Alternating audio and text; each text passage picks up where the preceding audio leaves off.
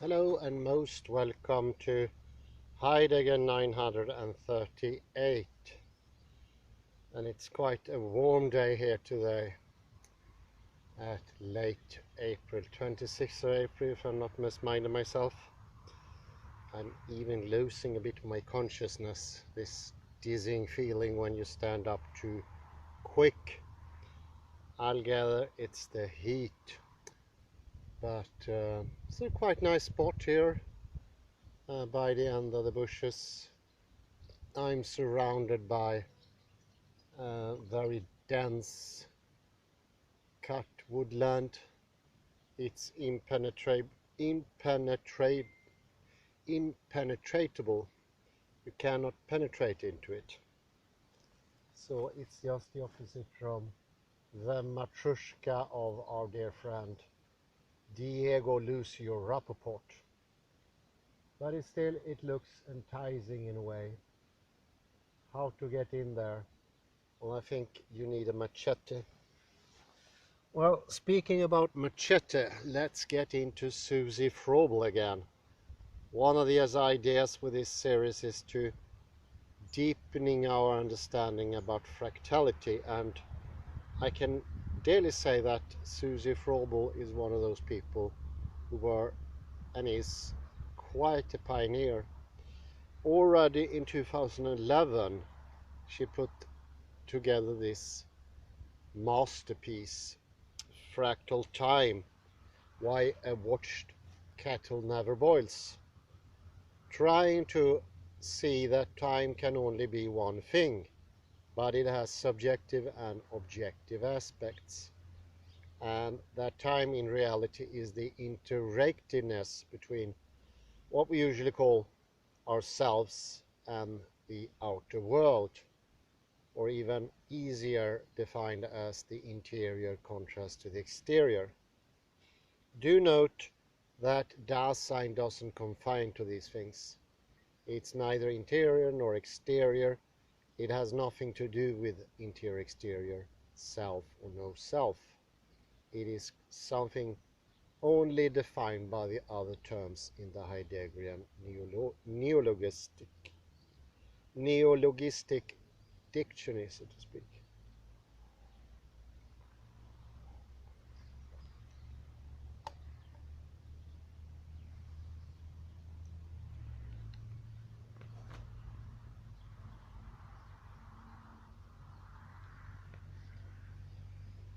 And we have this, speaking about the Matrushka, something called nested layers, how different layers of time, either on one pole of the experience or the other pole, are nesting into each other.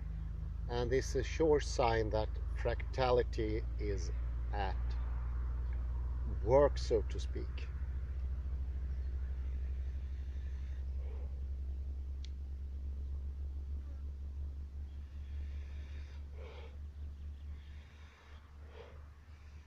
She compared this to the painting Raphael School of Athens, painted somewhere 1510, 1511 by Raphael. Raphael, who also gave name to a very nice brush series, I think they're made in France. And the painting itself has different painting layers. I think there are about 30, since it's a masterpiece. All these layers contradict each other in some ways. And this way of painting disappeared once we lost fractal time. And it's no coincidence. When our time changed, also our painting and music changed. It lost the depth and the width and the complexity. Our minds are not the same ones as they used to be.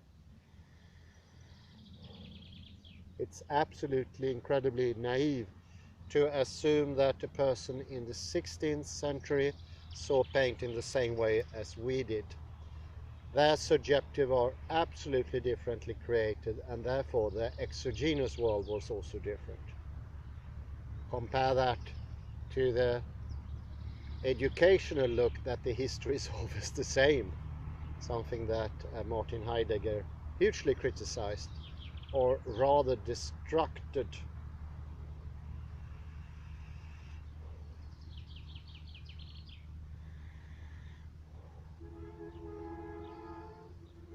But back to the painting and Raphael's School of Athens. As in this special, I read from the book. This is page, let's see here, I can find the page number, 42. As in the spatial example, the temporal perspective also requires simultaneity of nested layers. Succession alone is not sufficient to generate temporal depth. Temporal perspectives are generated by nesting multi-layered impressions. This can be done by embedding retentions and pretensions in the now and nesting the present now into future ones. That is to say, into anticipated structures, as Husserl did. The idea of nested memories is probably far easier to accept than the thought of nested expectations. But nesting expectation is exactly what we do when we interact with the rest of the world. When we intercept a tennis ball in motion, we hit it not at its perceived position, but at the point where we expect the intercept to intercept its trajectory. However, all this happens within a very short moment, which we perceive as one now. So we may say that the now which spans the perception of the ball's position is nested into the slightly longer now, in which we see the ball take a big swing and intercept its flight with our racket.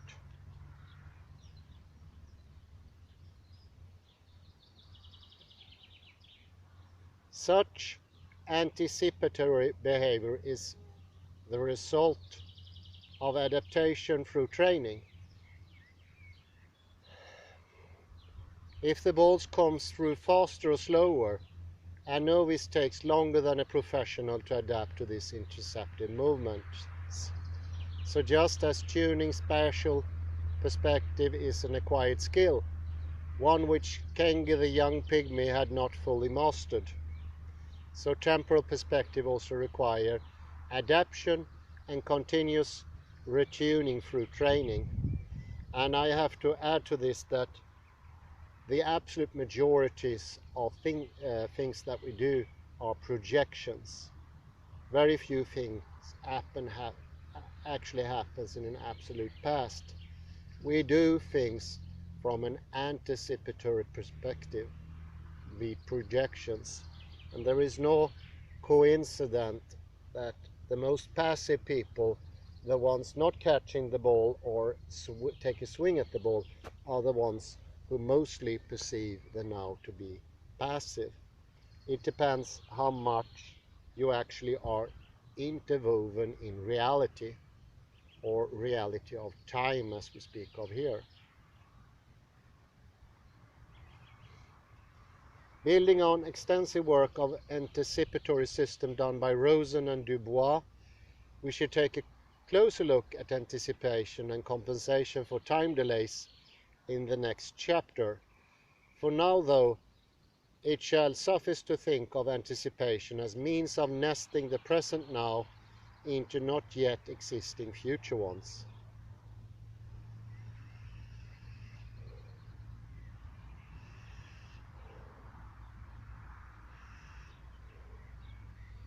Most of us can hit a ball, hear a tune, and enjoy both temporal and spatial depth, unless we suffer from sensory deprivation, a neurodegenerative disease, or are otherwise impaired. In general, we may say that there are two types of observers. Those with a fractal or nested perspective enjoy both temporal and spatial depth. Those who lack the ability to nest are limited to the perception of successive events on one lod. Henceforth, I shall refer to the former group as fractal observers and the latter as non-fractal ones.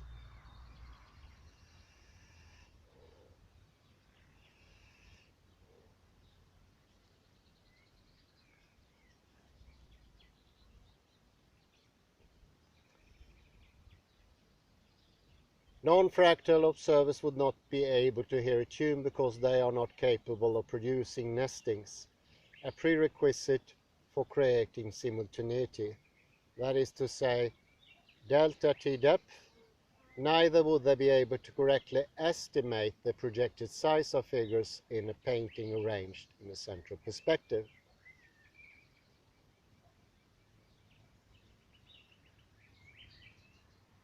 The ones who are fractal observers and can enjoy listening to a tune or seeing a forest rather than a series of trees, those are so luckily endowed to be very rare in modern society. So you see here once more how the subject is important. If the subject is not trained, the understanding of a textbook or a scientific fact won't come. It will never ever happen. It's not always a matter of explaining.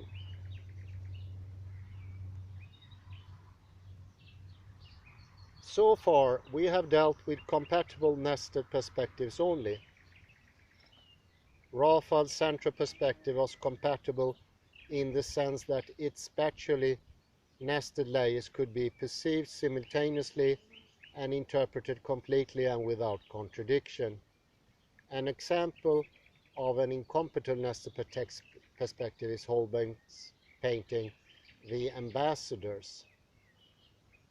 It contains an anamorphosis, that is to say, a distorted perspective.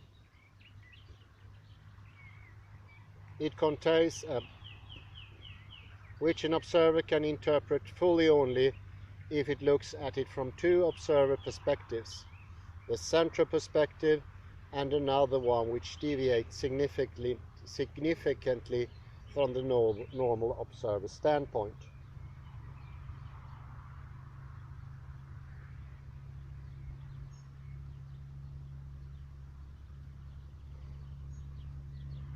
This second perspective, which he may attain by moving to the left and ducking, reveals an anamorphosis in the shape of a memento mori, a Latin term meaning remember that you are mortal,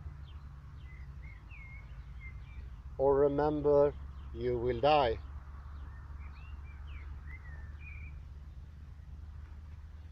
You shall die, I would say, but well, no, let's not cut into the text.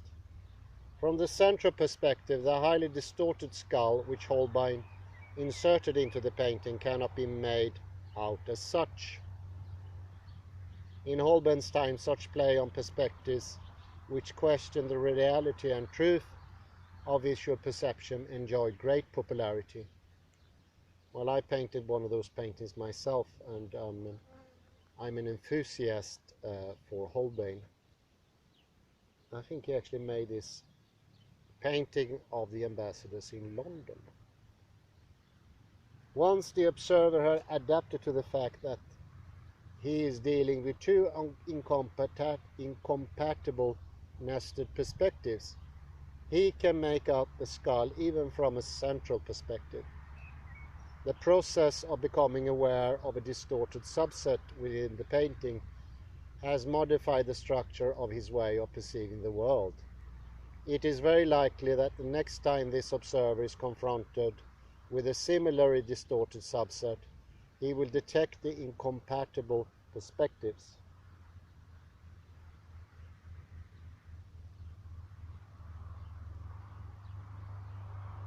Temporal incompatible perspectives are harder to identify. Earlier in this chapter I mentioned the Shepherd scale as an example of a nested sequence of tones. Although listeners first fall for the auditory illusion of an ever-ascending tone, they may be trained to hear the periodical sequences instead. To play the note at the start of the sequence louder would facilitate the task of focusing not on pitch, but on the first note of the ever-repeated overlapping series.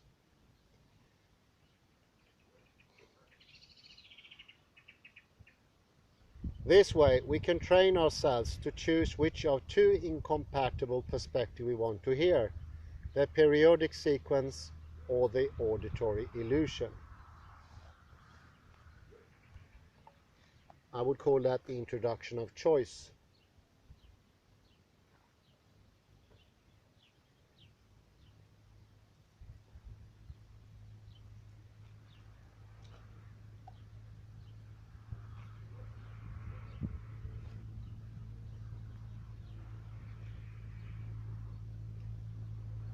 Incompatible perspectives cannot always be identified as such, and conflicting expectations may seriously incapacitate an observer dealing with such a clash.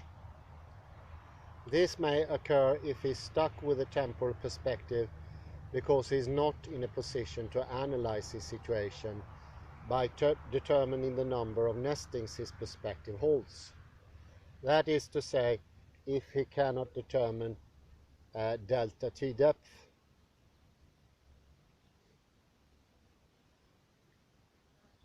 Prolonged exposure to incompatible perspectives may create a temporal pathological state in which a petrified observer is unable to interact with the world.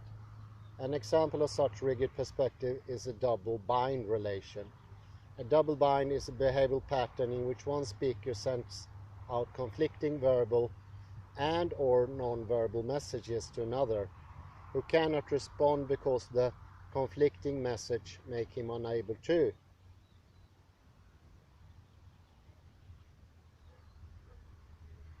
In Chapter 9, we should take a closer look at contradictory perspectives which can lead to pathological issues.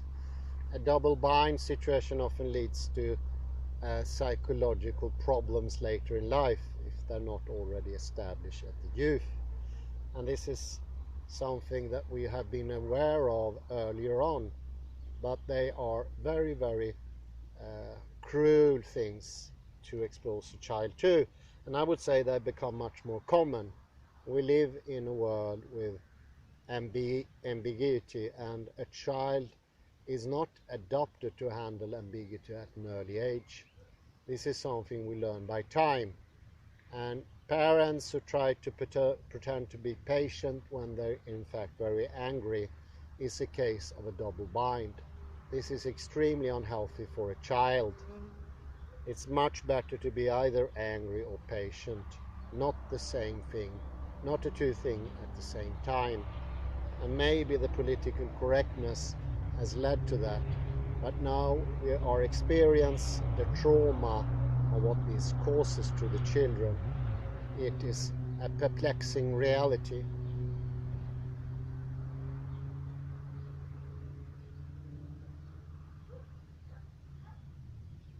We are usually not aware of the fact that our perspective is made up of nested nows. Sometimes unexpected perspectives or even linguistic curiosities interrupt our normal flow and make us stop and think. One such curiosity is the name of the yesterday-tomorrow shrub.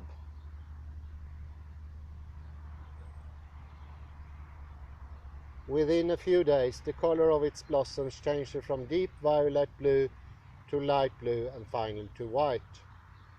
As this slow fading of the color is staggered, for a longish period of time the plant displays blossoms of all three colors. Now, in order to come up with a name like yesterday, today, tomorrow shrub, whoever coined its name described the blossom as least two lods.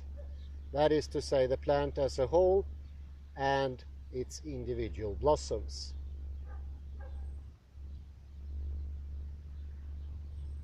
By taking both a global and a local view simultaneously, the name giver referred to the past, the present and the future in one. To achieve this, it takes a fractal observer with a perspective made up of nested nows, something I mentioned before, today is quite unusual, which provides for both simultaneity and succession. A non-fractal observer would have looked at the individual successive color change of the blossoms on one LOD only. Although the scaffolding of our temporal fractal perspective is invisible, it is possible to deduce its existence from examples such as this naming of a shrub or the anamorphosis we saw in the Holbein picture. There are both internal and external constraints on our spatiotemporal perspectives. The latter manifest themselves as simultaneity, succession, duration, and the now with the big capital letter N. None of these notions are absolute concepts. As we've seen in Chapter 1, duration is a highly context-dependent thing. Simultaneity and succession are also relative notions which do not make sense unless an observer perspective is specified.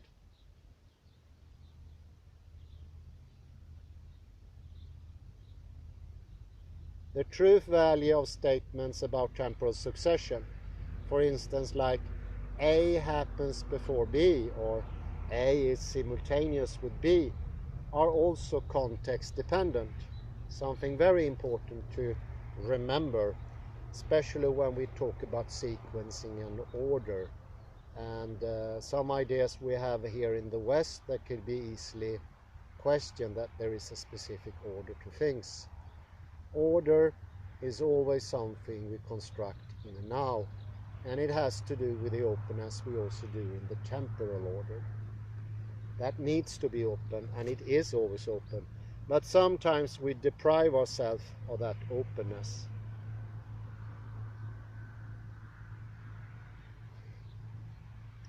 An example of the context dependence of simultaneity comes from Einstein's special theory of relativity, which defines these contexts as inertial systems.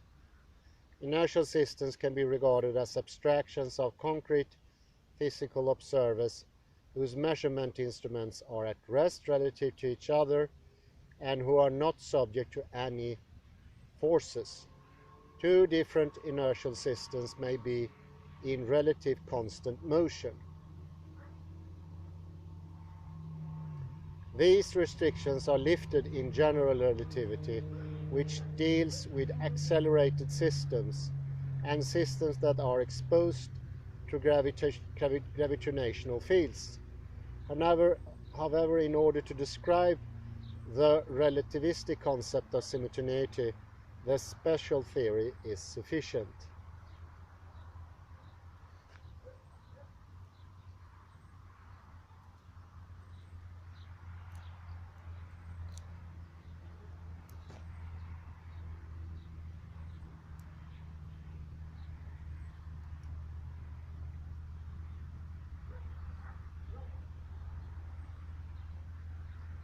Einstein defines two spatially separated events, EA and EB, taking place at locations A and B, as simultaneous if they are both triggered by a flash of light emitted at the midpoint M between A and B.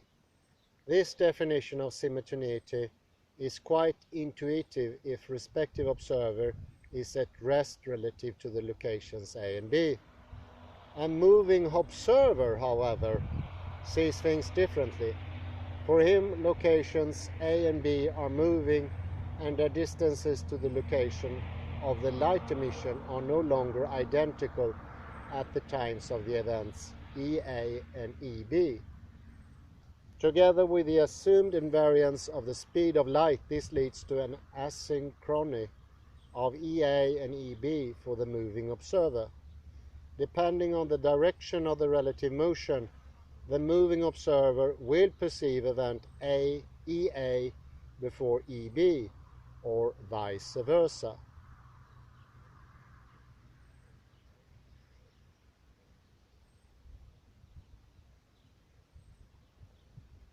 For our purposes, it will suffice to acknowledge that Simultaneity and the order of events are inextricably linked to the observer's relative motions, which shape their perspectives.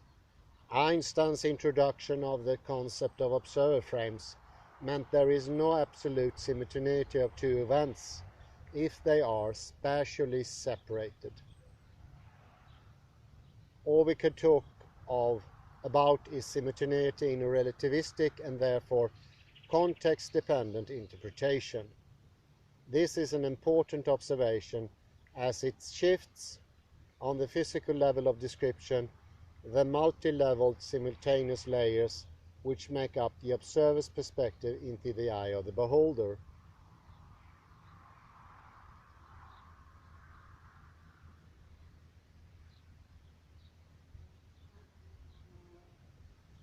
But there are other constraints on simultaneity, both physical and psychological, which we encounter in our everyday lives on planet Earth.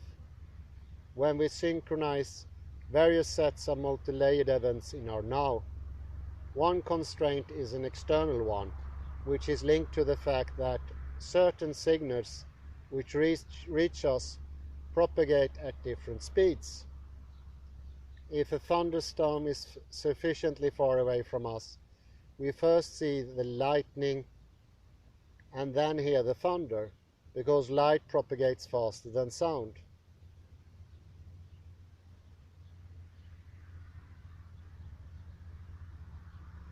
Another constraint, an internal one, is determined by the temporal threshold beyond which we perceive two successive events as one, because the interval is too short for our perceptual apparatus to differentiate. We perceive auditory signals as non-simultaneous, that is to say, as successive. Below this threshold, we perceive them as being simultaneous. Tactile impressions merge into one event at the threshold of roughly 10 milliseconds. Visual impressions, on the other hand, are perceived as simultaneous if they are separated by the interval of 20 to 30 milliseconds. So if we experience sound, vision and touch at the same time, we may say that we are dealing with three nested simultaneous perceptions. The auditory perception is nested into the tactile, which in turn is nested into the more extended visual one. This is mostly interesting. Here you can see the now's nesting is what makes up a more scientific now than the now of the metaphysics of presence or the now of analytical philosophy, which is not defined, it's not thought of, one does not look to what it's supposed to be. We just have a block there, and I perceive that block to be a thin line that moves somewhere here and there. But this is an invitation to look further into the experience you already have. So in a way, it's not adding anything, but you look into your own experience. And this is incredibly interesting at the same time. Once more, I'm incredibly indebted to Susie Froebel and her book, The Fractal Time, Why a Watch Kettle Never Boils. It is maybe one of the most interesting pioneering works because it's already have 11 years on itself. It showed what was to come, and I would try to go through this book because it's really worth it. It leads to an opening in deconstruction as well. We can sort of understand more of the deconstruction of Derrida, I would think. And there are some things that are very similar to Wittgenstein and Austin. Many interesting things here. Well, I say thank you very much, and I wish you all a very pleasant afternoon. Bye-bye for now.